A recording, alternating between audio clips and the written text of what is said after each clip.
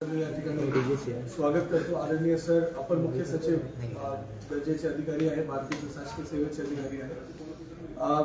Press conference sir सुरू होण्याच्या पूर्वी मी फक्त सगळे पत्रकार बांधवांना मी विनंती करतो की थोडक्यात आपली इंट्रोडक्शन करून टाका, नाम आणि सो दॅट उसके बाद आपण प्रेस कॉन्फरन्स सुरू करू. या गोष्टी विकास नंदापात्रे, दक्ष जळगाव उपस्पर्धा. चेतन पाटील, श्री मराठी क्रिएटर, मुख्य संपादक. जुगल पाटील, जय महाराष्ट्र न्यूजला असतो. Krishna Chavan, public live Jalgaon. कमलेश देवरे, राजपुत्रा. योगेश चौधरी, सेगावा. मयूर महाजन, सिया. आकाश बाविस्कर, दैनिक लोकशाही. संजीव लंगरे, जनता. भूषण श्रीकांत, कोकणा. झालं का चालू? गौरव राणे, पुणे महाराष्ट्र. चेतन साखरे, देशदूत.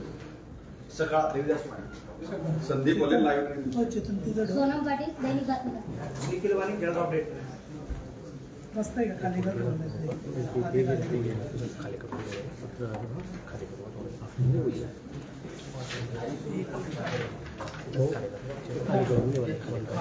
जास्त आहे थोडीच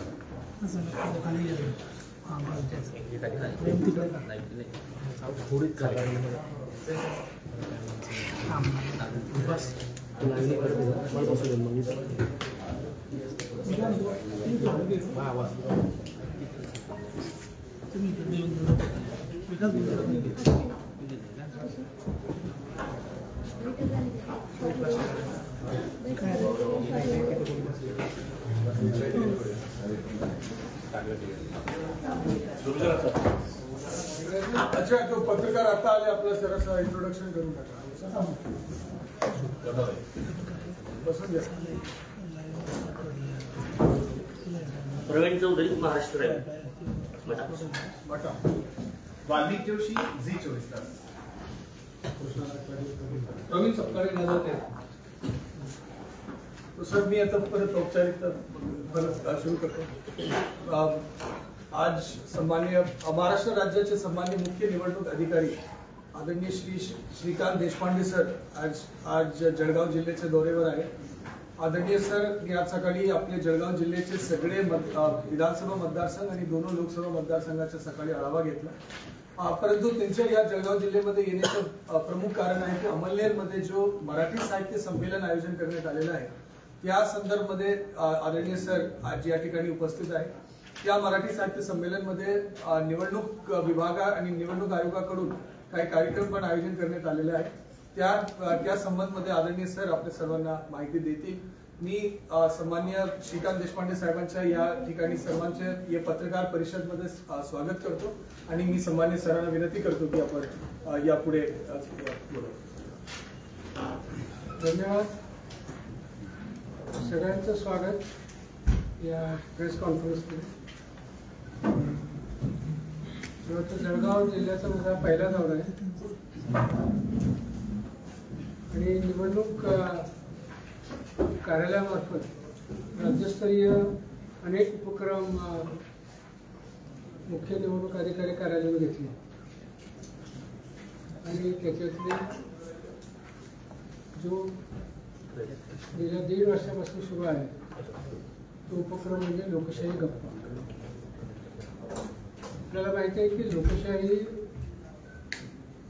याचा ढाचा जरी निवडणूक यंत्रणेने अबाधित ठेवलेला आहे, परंतु लोकशाही खऱ्या अर्थाने रसरशीत व्हावी, सर्व घटकांना सामावून घेणारी अशी व्यवस्था, त्याच्याबद्दलही आपल्याला मतदानाच्या पलीकडे जाऊन काम केलं पाहिजे अशा प्रकारचा एक हेतू घेऊन वेगवेगळे प्रोग्रॅम्स आपण सुरू केले आणि त्याच्यातला युनिक प्रोग्राम म्हणजे लोकशाही गप्पा.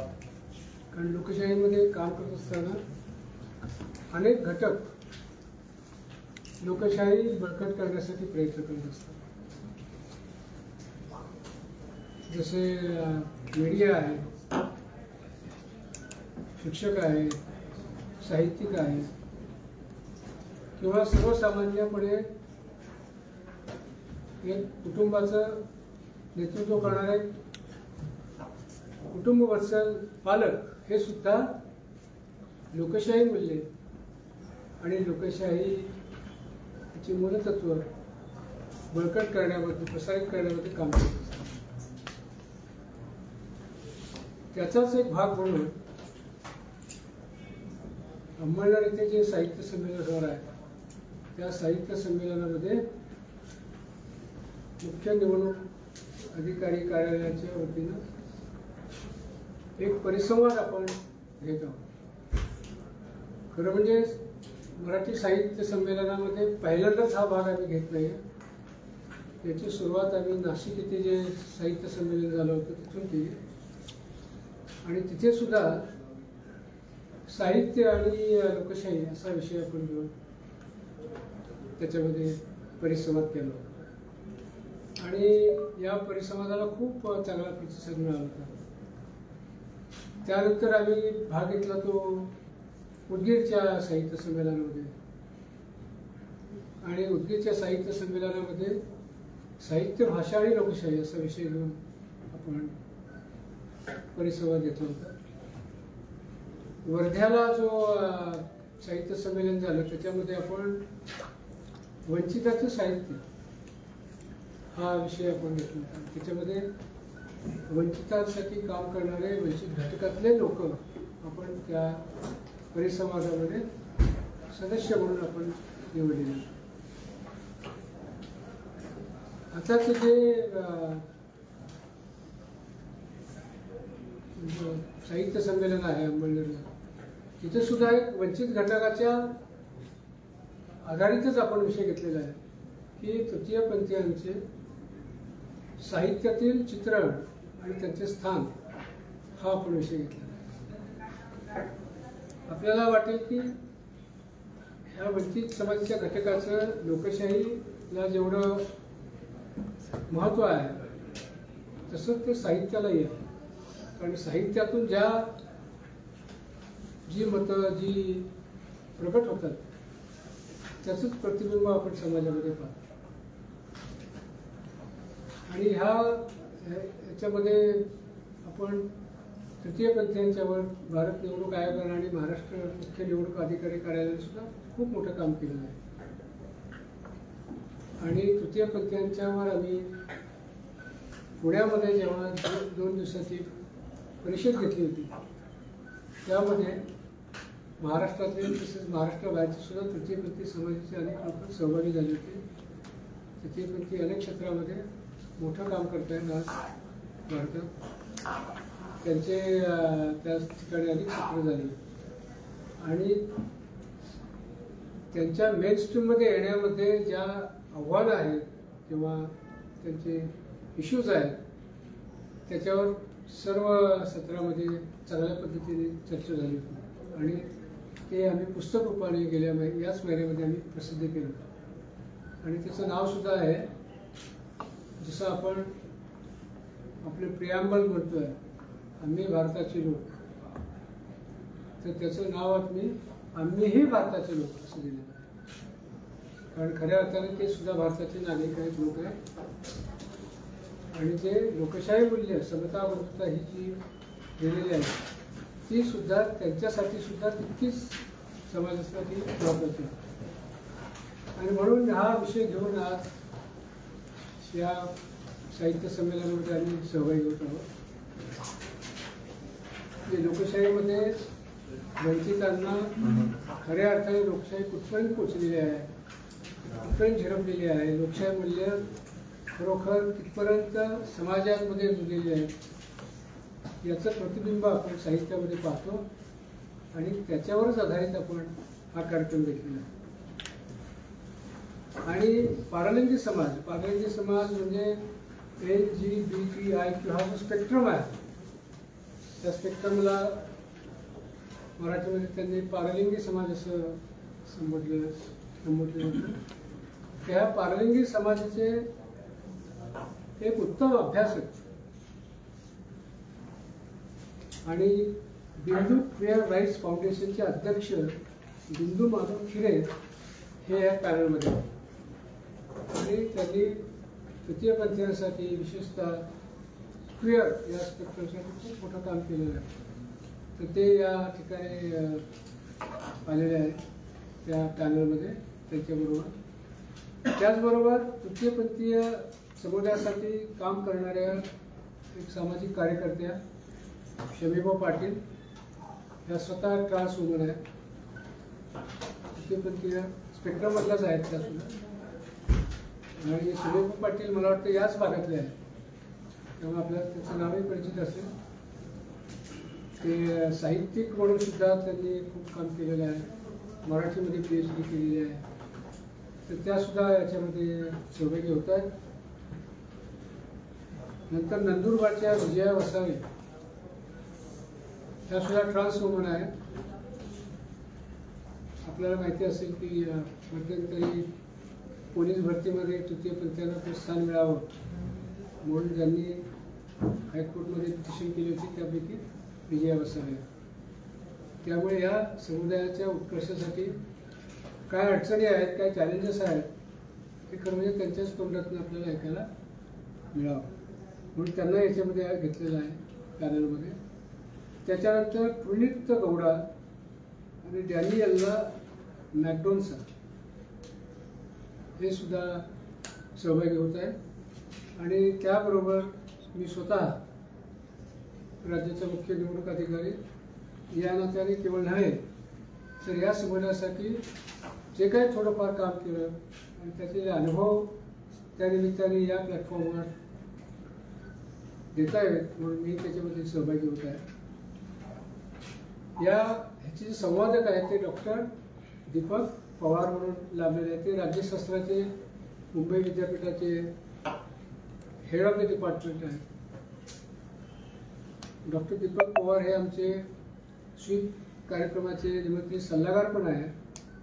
अतिशय अभ्यासू भाषा चळवळीचा तो एक मोठा कार्यकर्ते आहे, मराठी भाषा चळवळीचे. आणि संपादक म्हणून त्यांनी अनेक पुस्तकं आमच्याबरोबर लिहिलेली आहेत. त्यातलं पहिलं पुस्तक पब्लिकेशन जे आम्ही प्रसिद्ध केलं होतं ते लोकशाही समजून घेताना हे एक पुस्तक आलं होतं. दुसरं पुस्तक आलं होतं ते कशासाठी, लिंगभाव समतेसाठी, हे दुसरं पुस्तक आम्ही प्रकाशित केलं होतं आणि संपादित पण त्यांनीच केलं होतं. आणि तिसरं पुस्तक जे आता मी सांगितलं, आम्हीही भारताचे लोक, हे तृतीयपंथीयांच्यावर आधारित पुस्तक आहे. आणि यापूर्वीसुद्धा मी जेव्हा जनरल ॲडमिनिस्ट्रेशन डिपार्टमेंटमध्ये सेक्रेटरी होतो त्यावेळेला महाराष्ट्र कर्नाटक सीमावाद हा विषय मी हाताळत होतो. त्याच्यात आम्ही दोघांनी अभ्यास केला होता.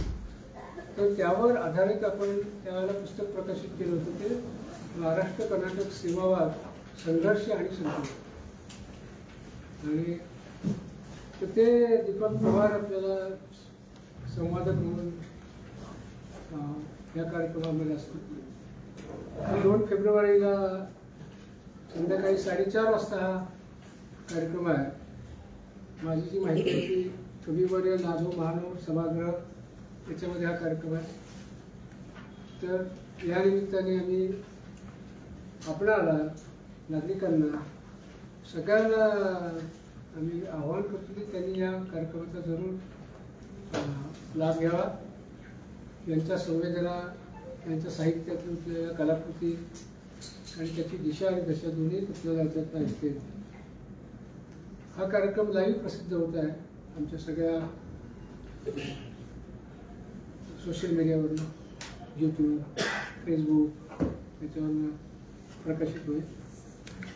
आम्ही प्रत्येक जेव्हा साहित्य संमेलनामध्ये भाग घेतो तर त्याच्यामध्ये एक साहित्य संमेलन असं एक प्लॅटफॉर्म आहे की तिथे महाराष्ट्रातले सगळे कानाकोपऱ्यातून लोक आलेले असतात. आणि याचा आम्ही संधीचा फायदा घेऊन तिथे आमच्या इलेक्शनचा स्टॉल आम्ही उभारतो. आणि या इलेक्शनच्या स्टॉलमध्ये मतदान नोंदणीबद्दलचे इतर जे काही प्रकाशन आहेत तेही आपल्याला तिथे ठेवली जातील, ते आपण विकत घेऊ शकता. पण त्यापेक्षा जास्त महत्त्वाचं म्हणजे भारतीय निवडणुकीच्या प्रवासाचं दर्शन हे आम्ही एका फोटोग्राफीच्या एक्झिबिशन तिथे ठेवलेलं आहे. 1951 पासून भारतातल्या निवडणुका कशा झाल्या या फोटोग्राफच्या त्यावेळेचे फोटोग्राफच्या मदतीने आम्ही ते उलगडलेला आहे तो प्रवास. सो तोही आपल्याला आवडेल, आपणही त्याला भेट द्या. अशा कार्यक्रमाला शाळा कॉलेजचे अनेक विद्यार्थी भाग घेतात, येतात, ऐकतात वेगवेगळे कार्यक्रम. तर त्यांच्यासाठी सुद्धा आम्ही काही जनरल आकृतीचे खेळ तिथं मांडलेले आहे. सापशिडीचा खेळ आहे, लुडो आहे, की त्याच्या मदतीतून मतदान प्रक्रियेमध्ये काय करावे आणि काय करू नये अशा पद्धतीचं दोन्ही शिक्षण त्याच्यातून आपण द्यायचा प्रयत्न करतो.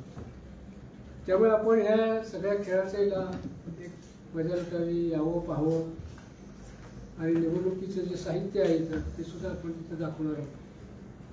त्यामुळे हे महत्त्वाचा भाग आणि आपल्या माध्यमातून सगळ्यांना आवाहन की मोठ्या संख्येने या कार्यक्रमाला या आणि या कार्यक्रमामध्ये सहभागी व्हा. त्याच्यामध्ये प्रश्नोत्तराचा पण कार्यक्रम आपण ठेवतो शेवटी, की प्रेक्षकांमधून आलेले काही प्रश्न आपण त्या पॅनलला विचारतो. त्यामुळे ती एक चांगली संधी या नागरिकांना असते की या विषयावरती त्यांना काही प्रश्न असतील तर ते विचारण्याची सुद्धा एक चांगली संधी आपण त्यावेळेला आपण सगळ्यांना देणार आहोत. तर हे प्रेस कॉन्फरन्सचा मूळ उद्देश आजचे आहे. बाकीचं जसं जिल्हाधिकारी साहेबांनी सांगितलं की निवडणुकीची तयारी कुठपर्यंत झाली, काय आहे, त्याच्यामध्ये काही सूचना, त्याचा एक मी आढावा घेतला आणि तयारी चांगली आता जोम पकडलेली आहे.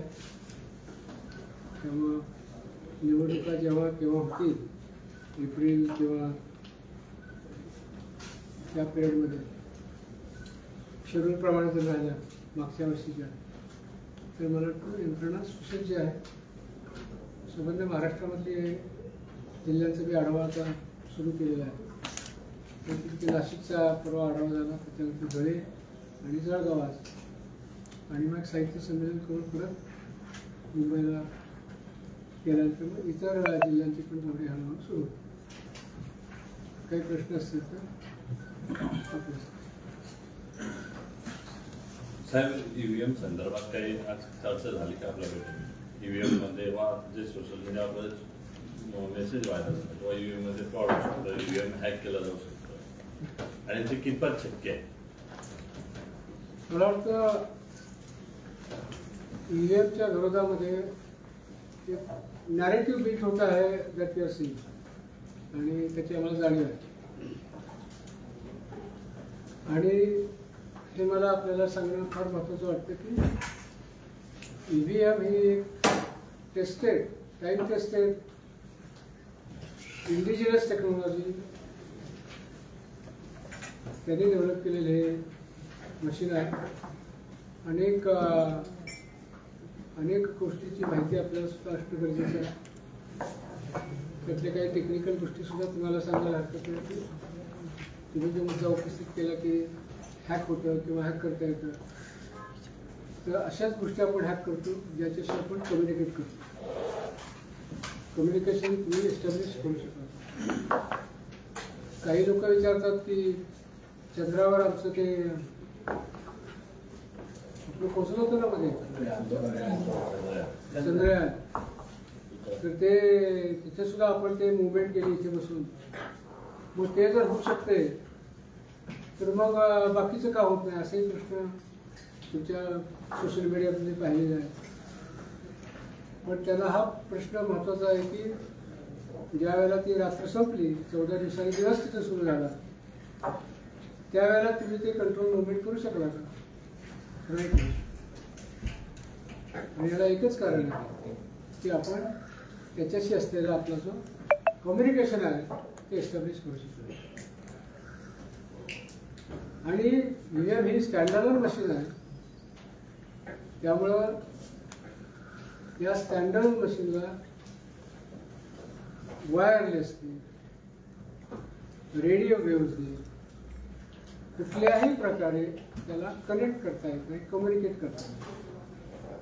हा टेक्निकल मुद्दा महत्त्व आहे, त्यामुळे हॅक करता येत.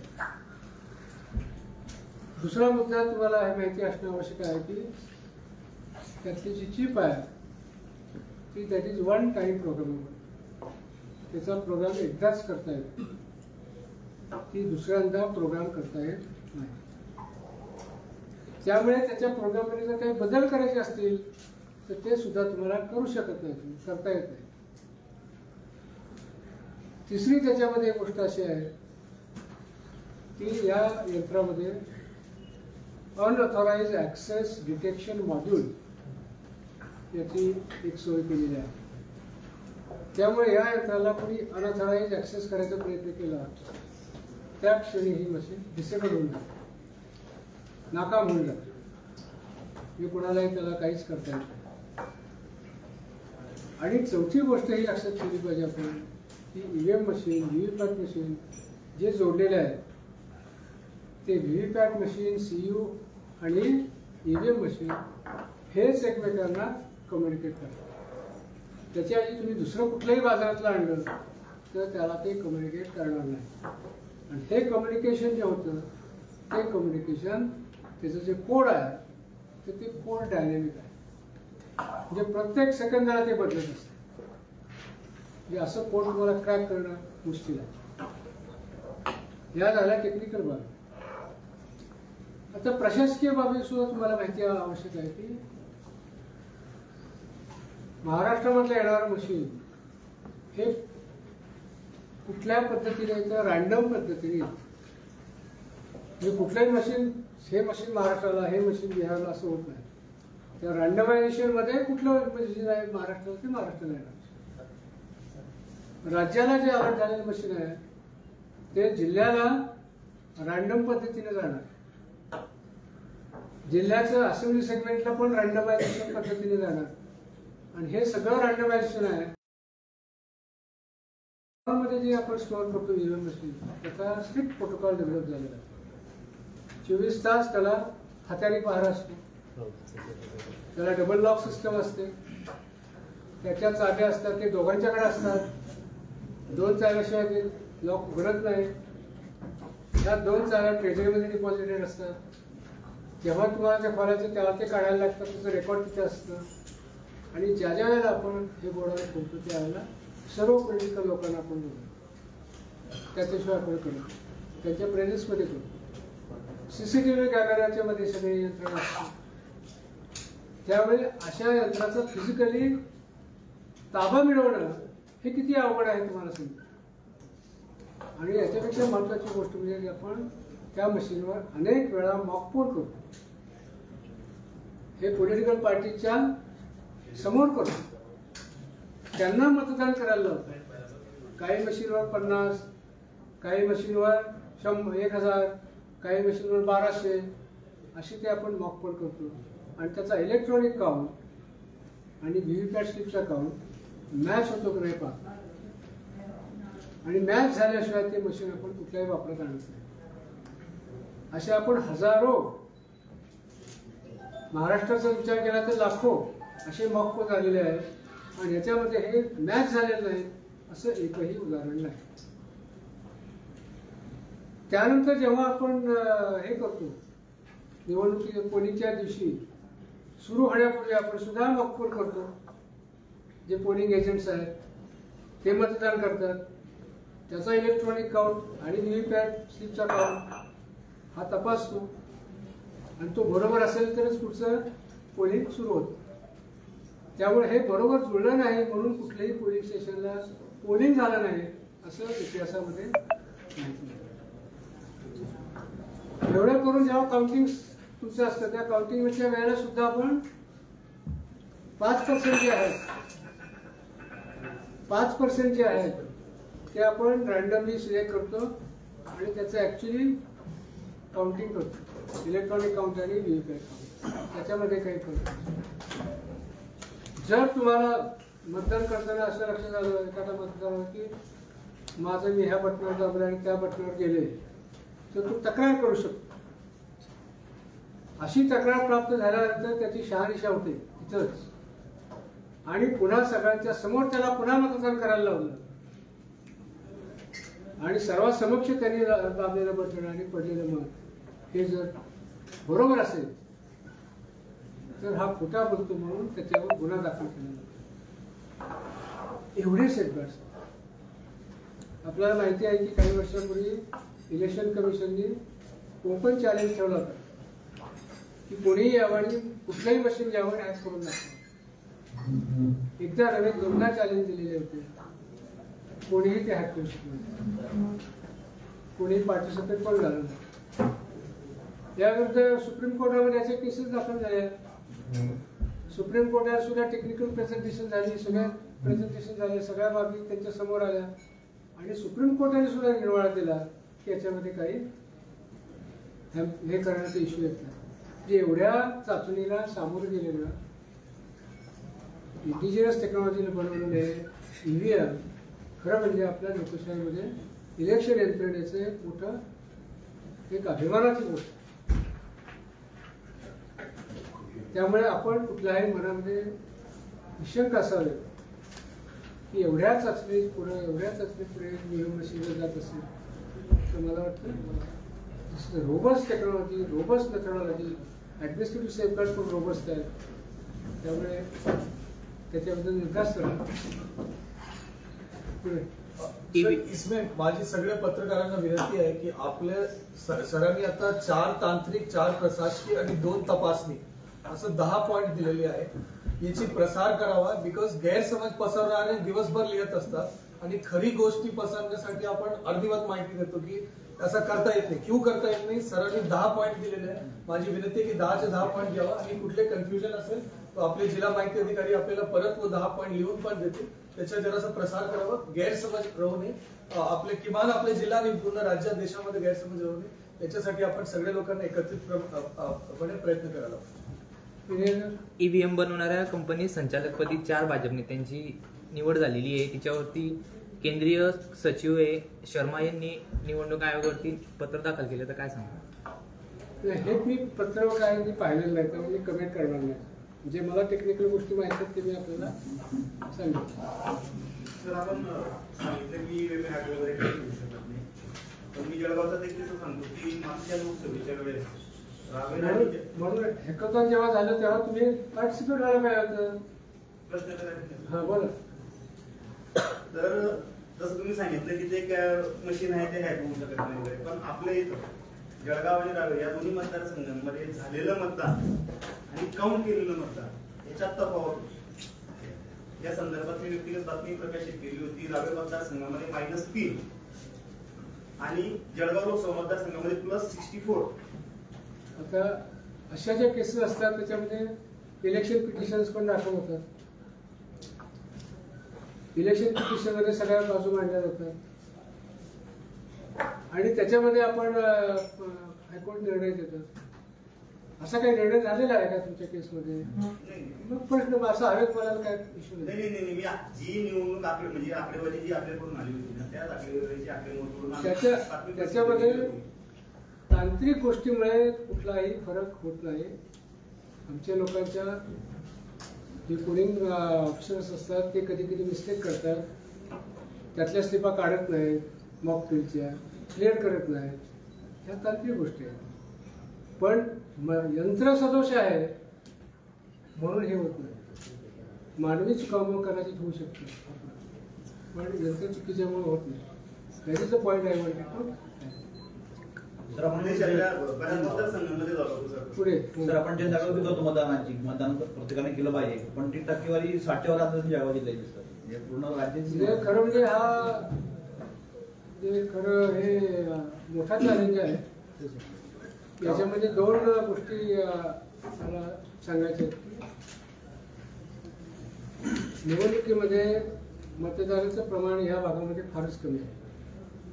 काही काही असेंब्ली सेगमेंट्समध्ये पाहिलं तर तिथे 37% तुमची म्हणजे महाराष्ट्रामध्ये निचांक आहे. यामध्ये 2 गोष्टी आहेत. पहिली गोष्ट म्हणजे जे तरुण वर्ग आहे हा तरुण वर्ग याच्यामध्ये फारसा सहभागी होत नाही असं दिसून येतं. त्याला आपण युथ आपत्ती म्हणतो. तरुणाईची याच्यामध्ये उदासीन हा एक भाग आहे.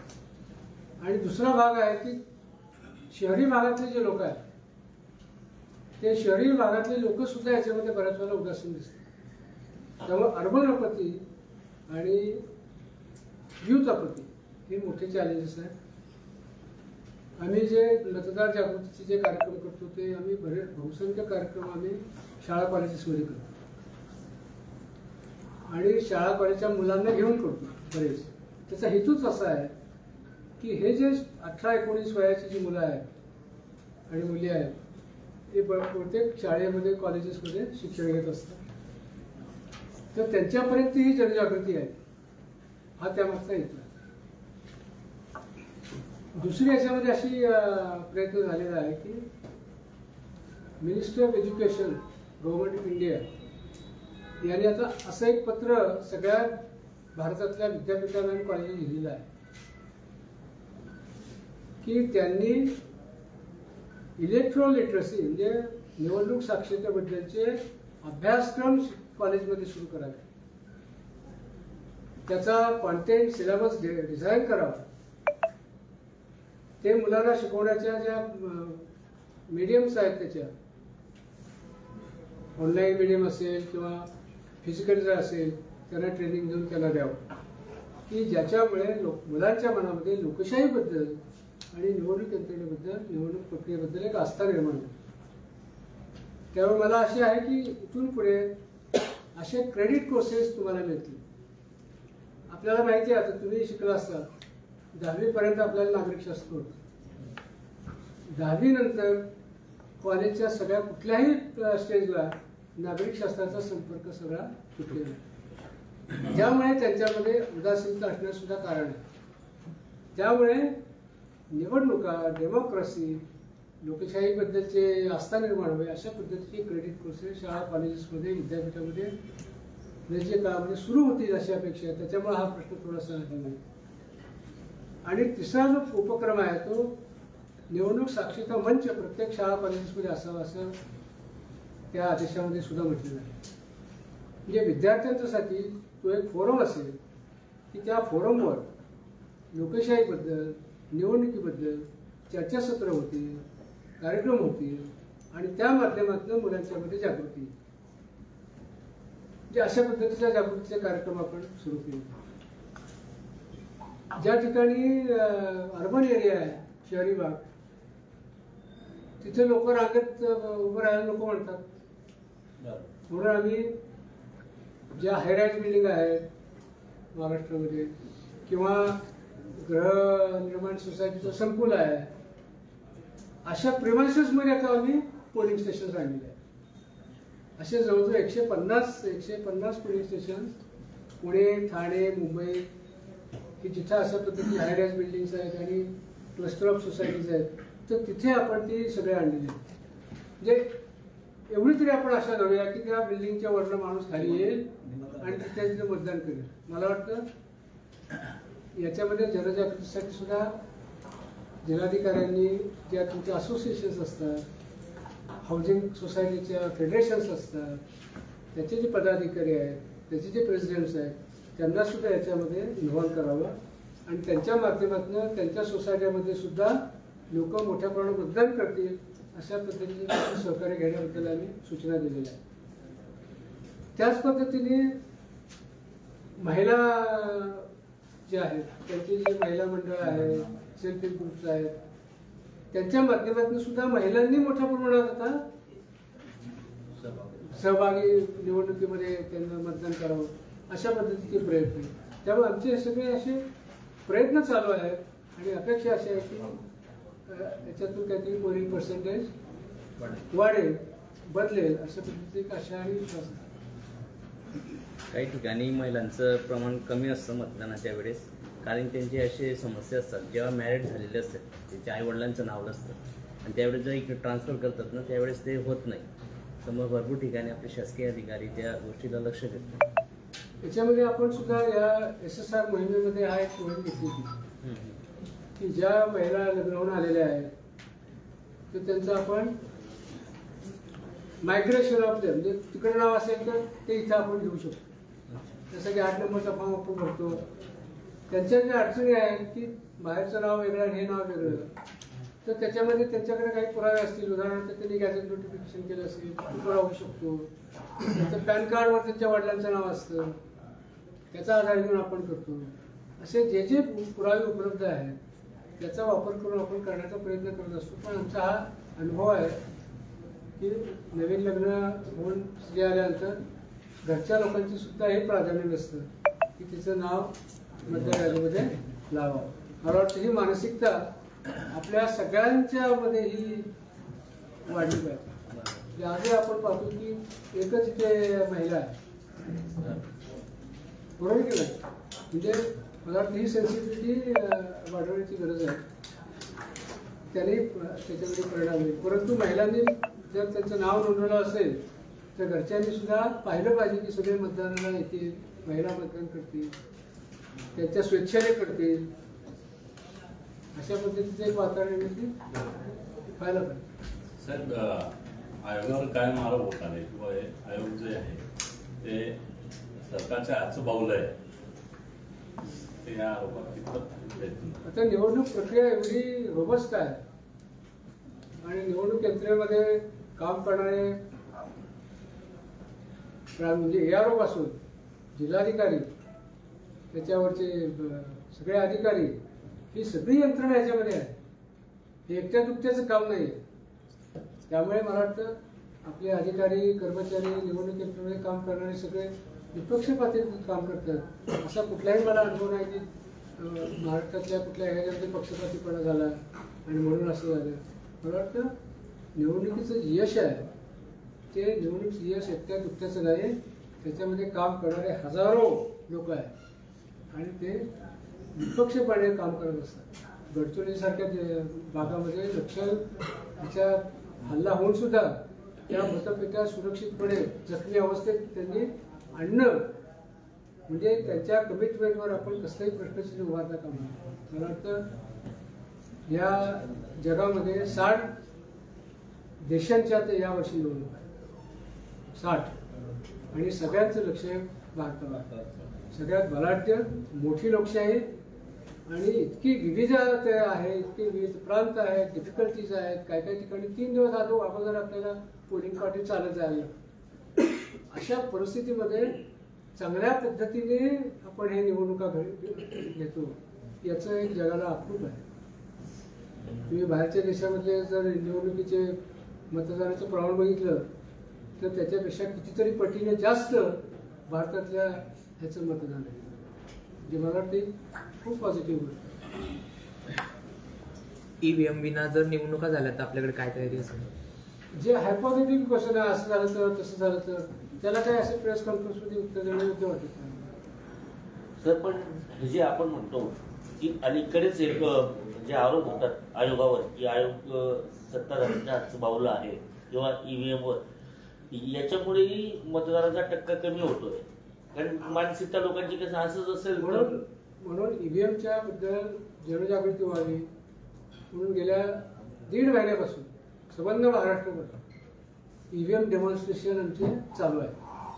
तुम्ही पाहिलं असेल की तुमच्या भागामध्ये आले असतील, पोलिंग स्टेशनच्या एरियामध्ये आले असतील, शाळेमध्ये गेलेले आहेत, कॉलेजेसमध्ये गेलेले आहेत आणि त्यांनी स्वतः पाहिलेलं आहे. त्याला म्हणतो आम्ही तूच बघ कुठलं बटन दाबलंय, कुठलं चिन्ह आहे, व्हीव्हीपॅट मध्ये ते दिसतंय का, मॉक पोल करा, ह्याची मतं मोजा, ह्याची मतं मोजा. हे प्रयोग आम्ही आमच्या सीमित ठेवत नाही, आता आम्ही अशी ओपन केलेली आहे. मला वाटतं यांना ठरवू द्या काय आहे, की इथं बटन दाबले की तिथे जातं असं जरी कोणी म्हणत असेल तर ते खरंच आहे का बरोबर हे विद्यार्थ्यांना ठरवू द्याल, तरुणांना ठरवू द्याल, सामान्य लोकांना ठरवू द्याल. हाच उद्देश आहे. अपप्रचार करणं फार सोपं आहे, चांगल्या गोष्टी करणं फार अवघड असतं आणि त्याचा एक भाग म्हणून हे EVM मशीनचे डेमॉन्स्ट्रेशन संबंध महाराष्ट्रावर चालू आहे, गावोगावी चालू आहे, रोज चालू आहे. म्हणजे फेब्रुवारी एंडपर्यंत चालू राहणार. म्हणजे हे तेवढ्यासाठीच आपला प्रयोग आहे की त्याच्यामध्ये जनजागृती व्हावी, त्यांनी स्वतः पाहावं, लोकांच्या विश्वास ठेवण्यापेक्षा स्वतः हाताळावं. सर, दिल्लीमध्ये अनेक विविध संघटना आंदोलन करत आहेत आणि जसं तुम्ही सांगितलं की EVMचे तुम्ही डेमो देत आहेत, तसे ते पण डेमो देत आहेत की EVM कशा पद्धतीने हॅक होऊ शकते. म्हणूनच याला एकच उपाय आहे, तुम्हाला सुप्रीम कोर्टातच जावं लागेल, तुम्हाला रेट पिटिशन करून त्याचे निर्णय अशा पद्धतीच्या प्रेस कॉन्फरन्समध्ये होत नाही. तुम्हाला ते चॅलेंज करायला लागतात. असे अनेक चॅलेंज सुप्रीम कोर्टामध्ये झालेले आहेत आणि ते सगळे फेल झालेले आहेत. त्यामुळे मी जे सांगतोय ते जाणीवपूर्वक आणि एक अथॉरिटी म्हणून सांगताय तुम्हाला. तुम्ही एखाद्या गल्लीतल्या बोलल्यासारखं बोलू नका असं. नाही सर, आम्ही नाही, सगळ्यांनी माहिती घेऊन मला घेतो. होत आहे, ती facts सर सांगतो तुम्हाला. माहिती घेऊन घेतो लोकांना. सर मी आधी पत्रकार म्हणून काम करायचे सर. आपली परवानगी असेल तर दोन गोष्टी चांगलं होत आहे. सर वेब कास्टिंग यावर्षी आपल्याकडे 50% मतदार केंद्रात होणार आहे. म्हणजे आपल्या जिल्ह्यामध्ये 1730 मतदार केंद्रामध्ये वेब कास्टिंग होणार आहे. आणि दुसरी गोष्ट आहे की यावर्षी होम वोटिंग आपल्याकडे जो दिव्यांग मतदार आहे आणि बेड रिडन जो आहे विशेषतः आणि जो 80 वर्षपेक्षा जास्त वयाचे मतदार आहे त्याला होम वोटिंग होणार आहे. याबद्दल सर अगर आपण जरा बोलतो. याच्यामध्ये इलेक्शन कमिशननी मोठा निर्णय घेतलेला आहे की सगळ्यांना याच्यामध्ये इन्क्लूड करण्याचा. आणि त्याच्यामध्ये जे दिव्यांग आहे की ज्यांना 40% जास्त दिव्यांगत्व आहे तर हा ऑप्शन आपण देणार. परंतु जर एखादा दिव्यांग स्वतःहून जर पोलिंग स्टेशनमध्ये आला तर तो हवाच आहे आला. कारण हा लोकशाहीचा एक मोठा उत्सव आहे. त्या उत्सवामध्ये दिव्यांगांनी सुद्धा सहभागी व्हावं अशीच आमची इच्छा आहे. परंतु काही कारणामुळे त्याला येणं शक्य नसेल तर निवडणूक आयोगाने त्याला ऑप्शन दिलेला आहे. घरातून तो मतदान करू शकतो. पोस्टल बॅलेट त्याची व्यवस्था आहे. दुसरी आहे सिनियर सिटीजन 80+. तिथे सुद्धा आम्हाला असं वाटतं की ह्यांनी मतदान केंद्रावर यावं. जे मतदान करत नाहीत त्यांना एक आदर्श घालून द्यावा. त्यांना एक मेसेज द्यावा की आमच्यासारखे वृद्ध माणसं इथे येतात करतात आणि तुमच्यासारखे तरुणाला इथे काय होतं अशा प्रकारचा मेसेज ते देऊ शकतात. म्हणून आपण काय म्हटलं त्यांना सुद्धा यावं. पण जर काही कारणामुळे त्याला शक्यच नाही bed ridden for example cannot move तर त्यांच्यासाठी सुद्धा आपण ही सोय केली आहे. म्हणजे त्यामुळं त्यांचं मताधिकार जाऊ नये अशा पद्धतीचा निवडणूक आयोगाचा हा हेतू आहे. आतापर्यंत जे झाले निवडणुका राज्यस्तरामध्ये झाल्या किंवा मध्य प्रदेशमध्ये झाल्या तिथं सुद्धा हा त्यांनी केलेला आहे. पॉलिसीज केलेली आहे. ही पॉलिसी पहिल्यांदा कोविडमध्ये आहे. इफ यू रिमेंबर कोविडमध्ये हा पहिला प्रयोग केला. आपल्या बाय इलेक्शन उदगीरची झाली ती उदगीर नाही पंढरपूर आणि पंढरपूरला झाली ती. तिथं पहिल्यांदा आपण हा प्रयोग केला महाराष्ट्रात आणि त्याला चांगल्या लोकांनी प्रतिसाद दिला की दिस इज समथिंग गुड की जे आम्हाला शक्य झालं नसतं त्यामुळे आम्हाला मतदानाचा अधिकार बजावता आला. परंतु त्याचा हेतू त्यांनी घरीच राहावं आणि मतदान करावं असं नाही. त्यांनी सहभागी व्हावं. पण शक्य नसेल तर त्याचं मत बुडू नये म्हणून त्याला इन्क्लुसिव्हिटी करण्यासाठी घेतलेला इलेक्शन कमिशनचा मोठा निर्णय. वेबकास्टिंग पण होतो. वेबकास्टिंग आपण 50% यायला करतोच आहोत. त्यामुळे तिथे काय चाललंय आत काय चाललंय बाहेर काय चाललंय कुठलीही गोपनीयतेचा भंग न करता आपल्याला ते पाहता येणार. त्याच्यामध्ये काही तसं दिसलं तर इंटरव्ह्यू करण्याची गरज असेल तर अथॉरिटीजला इंटरव्ह्यू करायला लगेच त्याची हे होणार. आणि सर यावर्षी 135 ट्रान्सजेंडर जो आहे तृतीयपंथी आहे पहिल्यांदा आपण त्याची नोंद केलेली आहे. दुसरं दिव्यांग मतदार मागच्या इलेक्शनमध्ये मतदार यादीचे 41.41% होतं. यावर्षी ते 0.56% पर्यंत गेलेलं आहे. म्हणजे 0.15%ची वाढ झालेली आहे. तो या दोन गोष्टी चांगली झाली. जो सर आणि जो मराठी साहित्य संमेलनमध्ये जो आपण इन्क्लुसिव्ह वोटिंगचा जो एक पद्धत या ठिकाणी घेतलेला आहे आदरणीय मुख्य निवडणूक आयोग सरांनी तो त्याच्या भाग म्हणून या जिल्ह्यामध्ये यासारखं काम झालेलं आहे. तो सरांनी आणि आज मराठी साहित्य संमेलनाचे आयोजक महोदय पण या ठिकाणी आज उपस्थित आहे. तो याबद्दल अगर कोणाला काय विचारायचं असेल जो मराठी साहित्य संमेलन हे राज्यस्तरीय गोष्टी अगर कोणाला विचारायचं असेल तर ते विचारा. वोटिंग संदर्भाचा एक प्रश्न आहे. परराज्यांमध्ये अनेक लोक जळगावचे बाहेरगावी गेले पण तितके खासगी संस्था असेल किंवा कंपनी असेल सुट्टी देत नाही मतदानाच्या त्याकरता काही त्यावेळेला आपण नोटिफिकेशन काढतो की त्यांना मतदान करता यावं म्हणून पेड हॉलिडे देण्याची सोय आहे. त्यांचं वेजेस पण पुरवले आणि जर त्यांनी ते केलं नसेल त्यांनी मागणी करून सुद्धा तर त्या कारखान्यावर किंवा त्या कंपनीवर कायदेशीर कारवाई करण्याचा सुद्धा निवडणूक आयोगाला अधिकार आहे. त्यामुळे ते नोटिफिकेशन निघाल्यानंतर एव्हरीबडी हॅज टू अवॉइड. फक्त त्याच गावामध्ये जर मतदान असेल तर तो अर्धा दिवस घेऊ शकतो किंवा 2 तास रजा घेऊन जाऊ शकतो. ती सुद्धा फॅसिलिटी त्यांना देत नाही. फक्त त्या कर्मचाऱ्यांनी तशी डिमांड केली पाहिजे की मला मतदानाला परगावी जायचं मला सुट्टी पाहिजे तर ही cannot deny. Thank you so much. साहित्य संमेलनासाठी काय बोला साहित्य संमेलनाच्या निमित्ताने सुरुवातीला सर परिचय. माझं नाव नरेंद्र पाठक. हे जे अंमळनेरला साहित्य संमेलन होणार आहे 97 साहित्य संमेलन, त्याचा समन्वयक मी आहे. सर्वप्रथम जो विषय मी येण्याच्या आधी इथे सुरू आहे त्या विषयापासून मी साहित्य संमेलनाचं निवेदन करतो. मतदार जागृती हे जसं सगळ्यांचंच कर्तव्य आहे, त्याच्यामध्ये साहित्य क्षेत्रसुद्धा मागे नाही आहे. आणि या 97व्या साहित्य संमेलनामध्ये सुद्धा खास 4 वेगवेगळी दालनं ही मतदार जागृतीसाठी, आणि देशपांडे सरने सांगितलं तसं प्रत्यक्ष mock poll, how to handle the EVM, ह्या सगळ्या गोष्टींसाठी तिथे आहे. त्यामुळे एवढं मोठं साहित्य संमेलनामध्ये जे काही लाखो नागरिक येतील त्यांच्या मार्फत जे काही मतदार जागृती आहे त्याच्यामध्ये आमच्या साहित्य क्षेत्राचा खारीचा वाटा असेल. आणि मला वाटतं आम्ही दरवर्षी, वर्ध्याला सुद्धा गेल्या वर्षी अशा प्रकारचा प्रयोग आम्ही केला. नाशिकला साहित्य संमेलन झालं त्यावेळेला महामंडळ आपल्याला शासकीय ज्या ज्या गोष्टी आहेत जनतेच्या हिताच्या, आणि त्याच्या जोडून दुसरी गोष्ट मी आपल्या कलेक्टर साहेबांचं मुद्दाम अभिनंदन करतो. या निमंत्रण पत्रिकेमध्ये वंचित घटक आणि तृतीयपंथीय यांचं साहित्य क्षेत्रातलं योगदान हा विषय आम्ही गेले अनेक वर्ष साहित्य संमेलनामध्ये घेतोय. त्याला प्रतिसाद आता हळूहळू वाढू लागलेला आहे की समाजातला एक घटक पण ते सुद्धा चांगलं लिखाण करतात. तर यावेळेला आपल्या कलेक्टर साहेबांनी त्या विषयासाठी आग्रह धरलेला आहे आणि खूप चांगली संख्या त्या वंचित घटकाची आपल्या या संमेलनात उपस्थित राहील. त्याबद्दल मी कलेक्टर साहेबांचं खरंच आभार व्यक्त करतो. 97वं संमेलन 2, 3 आणि 4 फेब्रुवारीला अंमळनेरला होत आहे.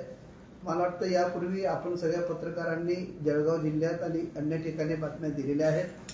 माझी आज विनंती आपल्याला अशी आहे की संमेलन हे खानदेशचं आहे, खानदेशचं आयोजन आहे, आपण सगळे एक प्रकारचे होस्ट आहोत.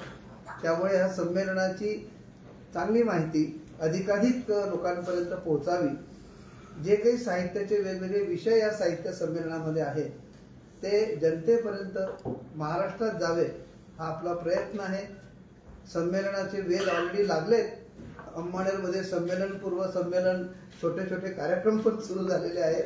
उद्याला बाल साहित्य संमेलन त्या ठिकाणी आहे. रवींद्र शोभणे संमेलनाचे स्वागताध्यक्ष आज संध्याकाळी येऊन पोहोचत आहेत. आमचं अखिल भारतीय साहित्य महामंडळ त्याचे अध्यक्ष हे सगळे आज संध्याकाळी पोहोचत आहेत. आणि उद्याला संमेलनपूर्व संमेलन, बाल साहित्य संमेलन, 2 तारखेला सकाळी मुख्य संमेलन जे आपण म्हणतो 97वं संमेलन त्याचं उद्घाटन होईल. त्याच्यामध्ये उद्घाटन कार्यक्रमामध्ये उद्घाटक म्हणून लोकसभेच्या पूर्वाध्यक्षा सुमित्राताई महाजन यांच्या हस्ते उद्घाटन होणार आहे. दोन्ही माननीय उपमुख्यमंत्री आणि भाषा मंत्री हे संमेलनाच्या उद्घाटन सोहळ्याला असणार आहे. डॉक्टर रवींद्र शोभणे यांचं अध्यक्षीय भाषण त्याच्यामध्ये असणार आहे. त्यामुळे उद्घाटनापासून 3 दिवस हा सोहळा चालणार आहे. आपण सगळ्यांना संमेलनासाठीचं आमंत्रण तर आहेच आहे, पण अधिकाधिक हा विषय जावा आणि या संदर्भात साहित्य क्षेत्रातले संमेलनाच्या कंटेंट बद्दल जर समजा आपल्याला काही विचारायचं असेल तर मला विचारायचं साहित्य संमेलनासाठी आतापर्यंत शासन असेल, लोकप्रतिनिधी असेल तर किती निधी प्राप्त झालेला आहे आणि संमेलन आपल्या जिल्ह्याचं आहे तर राज्यभरातून आपल्याकडे पाहून येणार त्यांच्यासाठी आपण कशी व्यवस्था केली आहे? कारण आपले जे समन्वयक प्रतिनिधी त्यांना आम्ही वारंवार विचारतोय की साहित्यिक लोक आपल्या जिल्ह्यात येणार आहेत, त्यांची जेवणाची व्यवस्था कशी आहे, राहण्याची व्यवस्था, आपल्याकडून उत्तर दिलं जात नाही त्याचा उपाय सांगा. कंटेंट बद्दल बोलण्याचा मला अधिकार आहे कारण मी समन्वयक आहे. तरी सुद्धा आपण जो प्रश्न विचारलेला आहे शासनाने जे काही 2 कोटीचं अनुदान मंजूर केलेलं आहे ती रक्कम महामंडळाच्या खात्यावर जमा झालेली आहे आणि त्या शासनाच्या निधीचा जो उपयोग आहे तो साहित्य संमेलनाच्या आयोजनासाठीच केला जातो. ती सगळी रचना आता लागलेली आहे. संमेलनाचा निधी उशिरा आला वगैरे असं काही नाही. व्यवस्थित तो निधी शेवटी शासनाची जी प्रक्रिया आहे GR निघतो आणि त्याच्यातून नंतर तो महामंडळाकडे येतो तर ती पूर्ण झाली आहे. अर्थात एवढं मोठं आयोजन जे आहे हे काही केवळ त्या शासनाच्या 2 कोटीवरती, त्याला आपल्याला तुम्हीच बोललात की खूप लोक येणार आहे. त्यामुळे आयोजक संस्थेने सुद्धा इथे स्थानिक काही धनसंग्रह केलेला आहे. परंतु आयोजनामध्ये मला वाटतं जरी अंमळनेर एक छोटंसं गाव असेल, कोणाचीही गैरसोय होणार नाही. आज अंमळनेरमध्ये जेवढे काही छोटी छोटी हॉटेल्स आहेत आणि एकच मोठं हॉटेल अंमळनेरामध्ये आहे ते मिडटाऊन हॉटेल आहे. ते साधारणतः 3 स्टार दर्जाचं 4 स्टार दर्जाचं अलीकडे झालेलं हॉटेल आहे. त्या ठिकाणी साहित्यिकांची चांगली व्यवस्था केली गेलेली आहे. त्याच्या व्यतिरिक्त तिथली जी लहान लहान हॉटेल आहेत ती पण घेतलेली आहे. प्रताप कॉलेजमधले जे हॉस्टेल्स आहेत की जे काही सिनियर सिटीजन किंवा ज्या लोकांना शक्यतो प्रवास टाळायचा आहे, त्यामुळे संमेलनाच्या प्रांगणामध्ये जवळच हॉस्टेलमध्ये सुद्धा निवास व्यवस्था केलेली आहे. आपण जे म्हणतात की आम्ही फोन करतो वगैरे, एक गोष्ट नक्की आहे की संमेलन आता इतकं जवळ आलेलं आहे आणि कार्यकर्ते खूप मेहनत घेत आहेत. त्यामुळे काही वेळेला फोन उचलला जातो, काही वेळेला उचलला जात नसेल. त्यामुळे उत्तरं टाळणं किंवा न देणं हा नाही. अर्थात मी अंमळनेरच्या आयोजनातलं नाही, मी महामंडळ आणि अंमळनेर दोघांच्या मध्ये समन्वयाचं काम करतो. त्यामुळे अंमळनेरच्या लोकांनी निधी किती जमवला, व्यवस्था, हे फक्त मी नाही सांगू शकत, कारण ते आयोजक तिथले जे आहेत ते सांगू शकतात. पण काल आणि परवा मी 2 दिवस अंमळनेरमध्ये आहे. परवा कलेक्टर साहेब पण आले होते. तिथली जी व्यवस्था आहे त्याच्यामध्ये मग पायाभूत सुविधांसाठी शासनाने खूप चांगली मदत केलेली आहे. विद्युत व्यवस्था, रस्ते दुरुस्ती, शहराचं सुशोभीकरण असेल, पाणी व्यवस्था, स्वच्छता, या सगळ्यामध्ये म्हणजे आता जर समजा आपण अंमळनेर कधी आलात तर अंमळनेरचं संपूर्ण स्वरूप जे आहे ते बदललेलं दिसेल. शासनाने त्यासाठी खूप चांगली, लोकप्रतिनिधी जे आहे आपल्या खानदेशातले त्यांनी सुद्धा खूप चांगलं सहकार्य या ठिकाणी केलेलं आहे. आणि खानदेश शिक्षण मंडळ जे आहे त्यांनी पण आहे. त्यामुळे येणाऱ्या लोकांची गैरसोय होणार नाही. सर त्याच्यासाठी एक प्रश्न विचारतो. शुल्क जे आहे ना 8,000 आणि 4,000 रुपये प्रति व्यक्ती. एक मिनिट. तुम्ही साहित्यिकांकडे 4-4.5 रुपये मागताय भोजन व्यवस्था आणि निवासासाठी, तर ते आपल्यासाठी पाहुणे आहेत, तर आपण त्यांना पैसे मागतो. कारण मागच्या वर्षी भुजबळ साहेबांनी नाशिकला साहित्य संमेलन घेतलं, त्यांनी साहित्यासाठी एवढी छान व्यवस्था केली, खूप व्यवस्था. पण आपण आपल्या जिल्ह्यात एवढ्या मोठ्या प्रमाणात साहित्य घेत आहे, तर आपल्या जिल्ह्याचं नाव खराब होईल अशी आमची अपेक्षा नाही. याच्यामध्ये आपण संमेलनासाठी म्हणून चार्ज कोणाकडनं घेत नाही. त्याच्यातल्या कॅटेगरी समजून घ्या. त्याच्यामध्ये प्रतिनिधी नोंदणी हा एक प्रकार आहे. प्रतिनिधी नोंदणीचं असं असतं की काही प्रतिनिधी हे महाराष्ट्रातून किंवा महाराष्ट्राच्या बाहेरून येतात आणि मग त्यांचं असं असतं की सर सामान्य व्यवस्था जी आहे, आम्हाला शक्यतो सामान्य व्यवस्था, कोणी सिनियर सिटीजन आहे, त्यांचे अन्य काही प्रॉब्लेम असतात, तर तुम्ही आम्हाला चांगल्यापैकी बऱ्यापैकी व्यवस्था करून द्या. मग ह्या व्यवस्था 3 दिवसाच्या द्यायच्या असतात. त्याच्यामध्ये त्यांची राहायची व्यवस्था, भोजन व्यवस्था, तिथलं थोडंसं जे काय साहित्य देणं, स्मरणिका देणं, हे सगळं त्याच्यामध्ये असतं.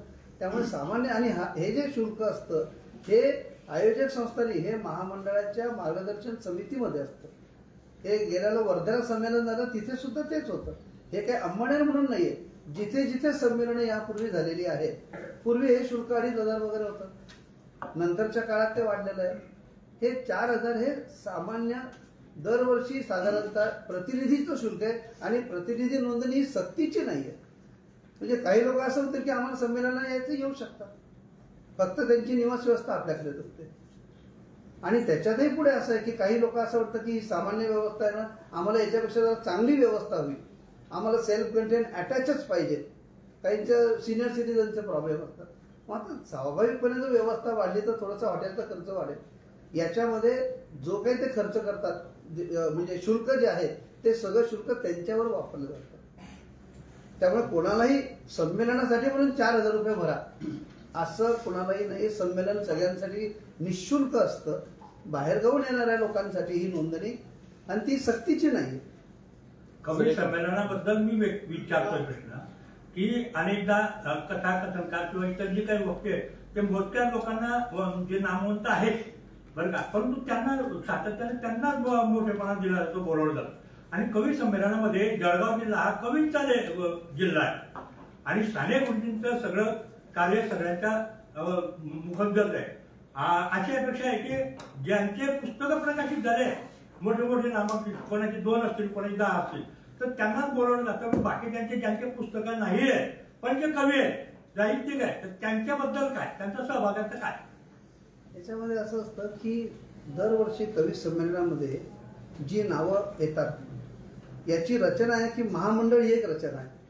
महामंडळाच्या खाली त्यांच्या 4 संयुक्त संस्था ज्या आहेत ज्याच्यामध्ये मराठवाडा, पुणे, मुंबई आणि विदर्भ आणि त्याच्यानंतर बृहन महाराष्ट्रातल्या संस्था सहयोगी संस्था या सगळ्यांचं मिळून ते महामंडळ आहे. तेव्हा महामंडळ एक व्यक्ती निर्णय घेत नाही. समजा उद्या कवी संमेलन आहे, कवी संमेलनामध्ये कुठले लोक घ्यायचे? मराठवाड्यातले जे मराठवाडा साहित्य परिषद आहे तिथली जी बॉडी आहे त्यांनी ती नावं पाठवायची. आता ती नावं पाठवताना तिथली जी मराठवाड्याची संस्था आहे ती कुठली नावं पाठवतो तो त्यांचा अधिकार. हा महामंडळाचा अध्यक्षांचा किंवा आयोजकांचा अधिकार नाही.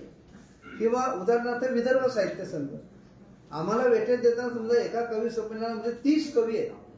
आता 30 नावं ही त्या समजा संस्थेवर तुम्ही 5 नावं द्या, तुम्ही 5 नावं, आता 5 नावं ते देणार आहे. त्यामुळे तो अधिकार त्या घटक संस्थेचा अधिकार आहे. त्यामुळे तुम्ही म्हणता तसं की काही वेळेला फार मोठी माणसं असतात ती येऊ शकत नाही, काहींना रोटेशनने बोलवलं जातं, काही नावं कदाचित पुन्हा पुन्हा पण दिसतात, जी नावं पुन्हा पुन्हा दिसतात कदाचित ते पॉप्युलर असतील किंवा काही वेळेला असं असतं की ती घटक संस्था ते नाव देते. त्यामुळे अशी नावं बरं यायला मात्र तुमचाही महत्वाचा मुद्दा जो आहे खानदेशी साहित्यिकांची कवींची भूमी आहे. यावेळेला एक संपूर्ण वेगळं संमेलन हे खानदेश कवी संमेलन आहे आणि या खानदेश कवी संमेलनामध्ये जवळजवळ 35 कवी खानदेशचे. त्यामुळे खानदेशच्या कवींवर कुठेही अन्याय नाही. एक आणि दुसरी गोष्ट तुम्ही जर पत्रिका बघितली तर सगळी सत्र जेवढी आहेत प्रत्येक सत्रामध्ये खानदेशचा एक वक्ता हा त्याच्यात घेतलेलाच आहे. अशा पद्धतीने आपण जी रचना आहे खानदेशाची कविताबद्दल बोलताना आपले निवडणूक विभागामध्ये तहसीलदार काम करत आहे जितेंद्र कुंवरजी, त्यांनी एक अतिशय चांगली कविताची पुस्तक लिहिलेली आहे. मी त्यांना विनंती करतो की आपल्या राज्याचे सन्माननीय मुख्य निवडणूक अधिकारीला त्या कविताची पुस्तक द्यावं आणि सगळे पत्रकार सभाला आले याच्याबद्दल सगळे विशेष आभार. जय हिंद, जय महाराष्ट्र. सर, पत्रकार परिषदेचा विषय बाकी होता, तुम्ही आठवता घेतला.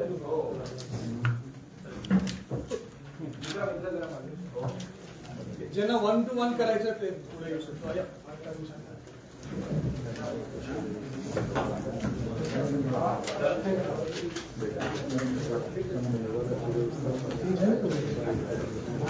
चलो, थँक्यू. कोणाला 1-to-1 अगर करायचं असेल तर या